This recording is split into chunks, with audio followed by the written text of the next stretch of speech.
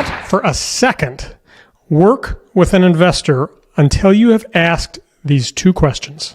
What's up, guys? So if you have spent any time in the real estate space, as I have, you probably have encountered clients that have come to you, have made a phone call to you asking to work together that say that they're an investor, right? And you probably have come to the realization that not all of them are exactly as experienced as they would like you to initially believe.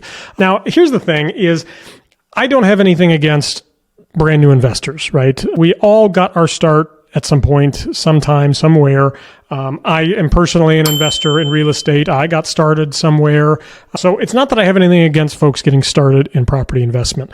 What I know to be true, though, is that the folks who intend to get started in real estate investing, as compared to those that actually do it, it is a huge discrepancy, right? And so a lot of times folks, when they're still in the thinking about this stage, will come to you and they want you to start dedicating your time and your effort and your resources, taking time away from your other clients and your family and friends and hobbies, dedicating it toward their cause, when the truth of the matter is that they don't even really know that they want to do this yet. And let's be honest, most of them choose ultimately not to. And so I am absolutely a big proponent of working with investors. But for me, it's got to be somebody who has a proven track record of being a property investor before I'm willing to dedicate those resources to them. And so I weed out the masses with two simple questions, and I'm going to give them to you right now. The first question I ask when they call me up and they say, "Hey, Alex, I am a real estate investor, really want to get started working with you," I say, "Awesome. I'm so excited you called. So I'm super curious. What's your buy box?"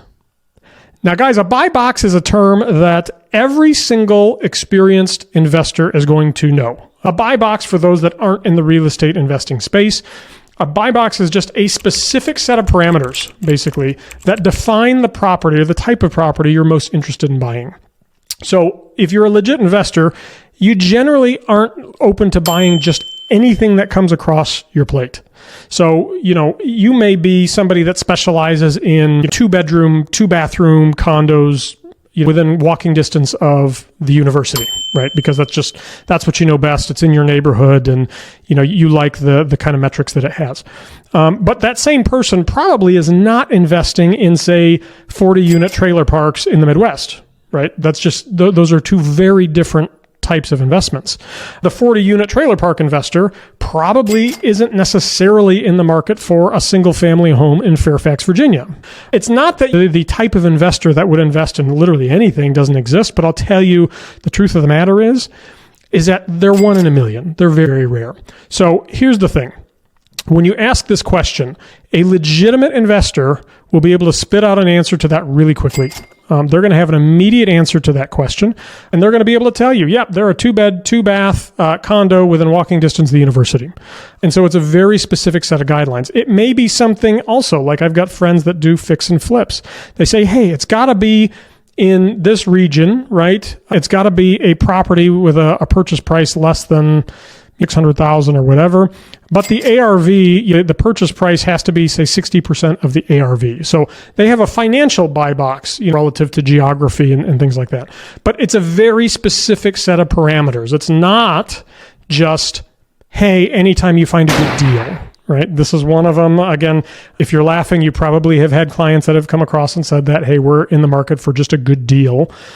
That's not a legit investor, right? That's somebody who's trying to figure out if they want to do this. So question number one that I ask is, what's your buy box? I'm not there to explain what a buy box is to them necessarily. I want to find out, A, do they know what a buy box is? And B, do they have this actually thought out and well-defined that they can give me some guidelines? Second question I'm going to ask is, awesome. So you're looking for 2-bed, 2-baths within walking distance of the university. Fantastic. I'm curious, how many of these have you bought in the last 12 months? So not that, again, that I'm looking for investors that are buying every single year, right? But the point of this question is to root out, again, some of the folks that maybe they know the term buy box, but they've never bought a property before ever, right? They listen to bigger podcast, and so they know some of the lingo, but they've never actually tried to make this all happen. And so if you have a legit investor, they may own 60 properties. Maybe they took a year off to travel the world, and that's cool, right? When I ask that question, they're going to tell me, I'll say, how many of these have you bought in the last 12 months? They'll say, well, the last 12 months I actually spent traveling the world, but I have a portfolio of 50 of these same properties, all within walking distance of the university.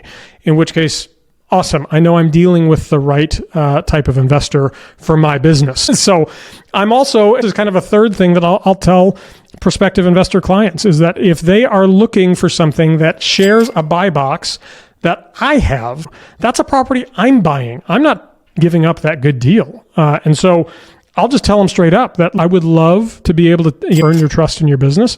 And at the same time, I got to be honest with you, if I find a property like that, there's zero chance I'm giving it to you because I'm going to take it myself. I'll tell you, the folks that are really legit and serious about this, they don't need anybody to do homework for them. They probably are already well established and are moving down that path themselves.